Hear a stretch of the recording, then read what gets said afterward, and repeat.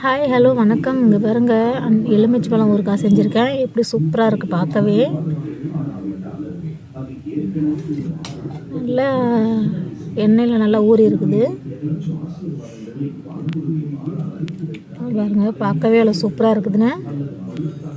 வாங்க எப்படி செய்யலாம்னு பார்க்கலாம். ஃபஸ்ட்டு இது வீடியோ வந்து நான் ஒரு வாரம் முன்னாடி எடுத்த வீடியோ. இது இந்த எலுமிச்சை பழம் ஊற வச்சது. நல்லா எலுமிச்சை பழத்தை நல்லா கட் பண்ணி உப்பு நல்லா சேர்த்து ஊற வச்சுக்கலாம். கல் உப்பு தான் சேர்த்து ஊற வச்சுருக்கிறேன் நான்.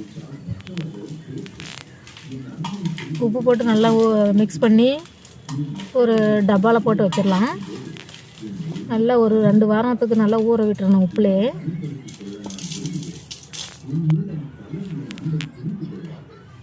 ஊர்லேருந்து கொண்டு வர சொல்லி இந்த முறுக்கானம் போட்டாங்க. இது ஃபஸ்ட்டுக்குள்ளே இதோட வீடியோ இருக்கும். நான் உப்பு போட்டு ஊற வச்சது பாருங்கள். நல்லா டப்பாவில் போட்டு வச்சிட்டேன், ஊற வச்சிட்டேன் பாருங்கள். நல்லா ஊறிடுச்சு.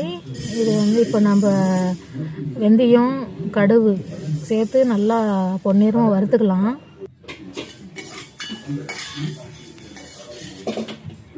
வறுத்து அதை நம்ம பவுடர் பண்ணி அரைச்சி எடுத்துக்கலாம், அந்த வெந்தயத்தையும் கடுவையும்.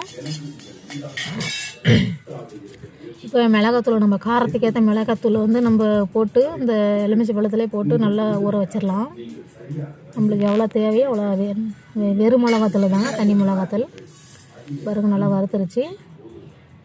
இப்போ வந்து நல்லெண்ணெய் சேர்த்துக்கலாம். நான் ஒரு 1/2 கிலோ எண்ணெய் சேர்த்தேன்.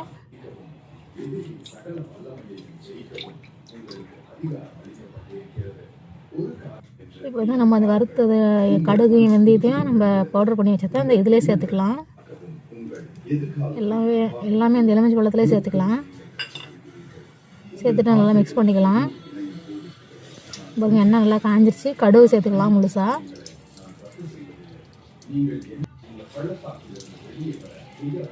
சேர்த்துட்டு நம்ம அந்த மிக்ஸ் பண்ணி வச்சுக்கலாம். அந்த எலுமிச்சை பழத்தில் அந்த மிளகாத்தூள், இந்த கடுகு வெந்தயம்லாம் அதெல்லாம் சேர்த்து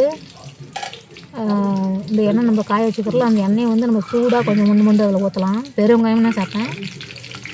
பெருவெங்காயம் கொஞ்சம் பெருவெங்காயம் தான் சேர்ப்பேன் நான். பாருங்கள், சூடாக இருக்குள்ளே நல்லா முண்டு ஊற்றினா அப்புறம் இந்த மிளகாத்தூள்லாம் கொஞ்சம் அந்த பச்சை வடலாம் போகும். பாருங்கள், இப்போ எடுத்து ஊற்றிட்டு எல்லாத்தையும் எண்ணெயை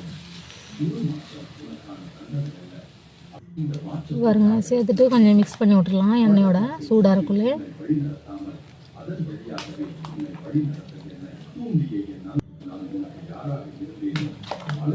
நல்லா மிக்ஸ் பண்ணி விட்டுடலாம். மிக்ஸ் பண்ணி விட்டுட்டு இப்போ வந்து நம்ம இதை எடுத்து கேஸில் கொஞ்ச நேரம் வச்சு நம்ம கிண்டி விடலாம். அடுப்பை ஸ்லோவாக வச்சுட்டு கொஞ்சம் அந்த சூட்டில் அந்த மிளகாய் பச்சை வாசனைலாம்